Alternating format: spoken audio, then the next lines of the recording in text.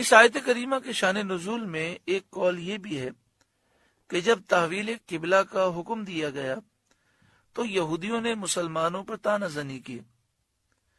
ان کے رد میں یہ آیت نازل ہوئی اور فرمایا گیا وَلِلَّهِ الْمَشْرِقُ وَالْمَغْرِبُ، مشرق و مغرب سب اللہ کا ہے، جس طرف چاہے قبلہ معین فرمائے، جسے اللہ قبلہ بنا دے، کسی کو اعتراض کا کیا حق ہے؟ ایک قول یہ ہے کہ یہ آیت دعا کے حق میں وارد ہوئی۔ حضور صلی اللہ علیہ وسلم سے دریافت کیا گیا کہ کس طرح منہ کر کے دعا کی جائے، اس کے جواب میں آیت نازل ہوئی۔ دیکھیں، نماز کا تو خانہ کعبہ قبلہ ہے، لیکن دعا کے لیے قبلے کی طرف منہ کرنا یہ کوئی ضروری نہیں ہے۔ آپ مدینہ شریف، مکہ شریف جائیں تو وہاں جو بدعقیدہ ہیں نجدی، وہ ہر جگہ پر یہی زور دیتے ہیں کہ قبلے کی طرف منہ کر کے دعا کریں، یہاں تک کہ سرکار دو عالم صلی اللہ علیہ وآلہ وسلم کے روضہ اقدس کے سامنے، سنہری جالیوں کے سامنے کوئی کھڑا ہے اور وہ دعا کے لیے ہاتھ اٹھاتا ہے تو کہتے ہیں قبلے کی طرف منہ کریں۔ ان کا مقصد یہ ہوتا ہے وہ قبلے کی طرف منہ کرے اور سرکار دو عالم صلی اللہ علیہ وسلم کو پیٹھ ہو جائے۔ وہ یہ سمجھتے ہیں کہ قبلے کی طرف منہ کر کے دعا کرنا کوئی فرض ہے یا واجب ہے، حالانکہ ایسا نہیں ہے۔ دعا چاروں طرف منہ کر کے کی جا سکتی ہے۔ ایک قول یہ ہے کہ یہ آیت حق سے گریز کرنے والوں کے بارے میں ہے۔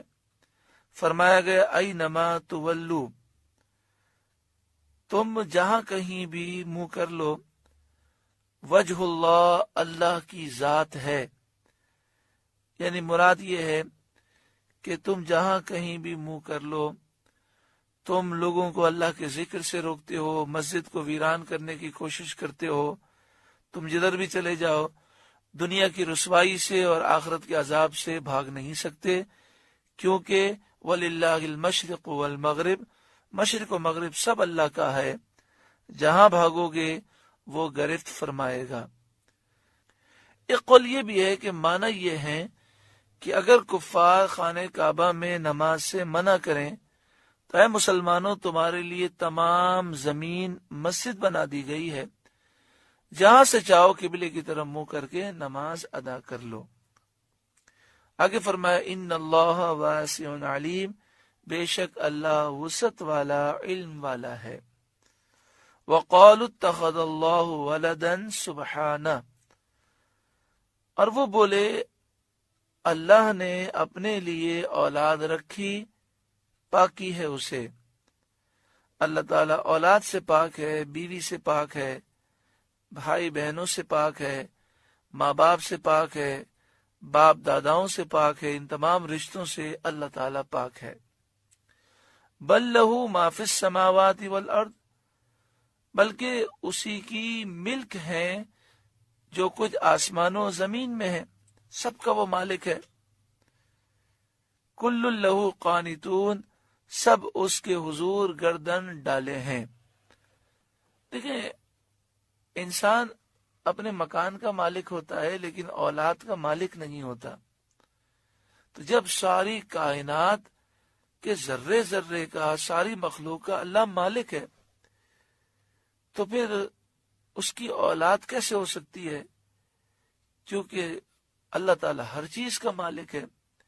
عیسیٰ علیہ السلام کا بھی مالک اللہ ہے، حضرت عزیر کا مالک بھی اللہ ہے، تو ان کو خدا کا بیٹا سمجھنا کتنی بڑی جہالت اور بے وقوفی ہے۔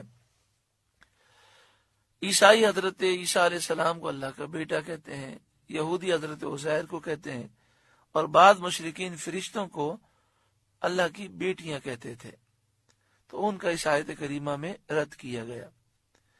بدیع السماوات والارض، نیا پیدا کرنے والا آسمانوں اور زمین کا۔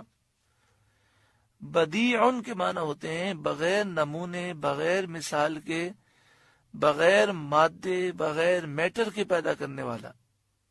کوئی شخص جب نئی چیز ایجاد کرتا ہے تو اسے ہم موجد کہتے ہیں۔ مثلا کسی نے ٹائر کو ایجاد کیا تو ٹائر کی دنیا میں وہ تو بہت ترقی کر گیا، لیکن ابتدائی جو ماڈل ہے، یہ آئیڈیا اللہ تعالیٰ نے اس کے ذہن میں ڈالا اور اس نے بنایا تو کہتے ہیں جی مجد ہے. لیکن یہ ٹائر جو اس نے ایجاد کیا، ٹائر کا جو سامان ہے، جو مادہ ہے، جو میٹر ہے، وہ تو دنیا میں موجود تھا. اس نے اس مادے کو ایک نئی شکل دی.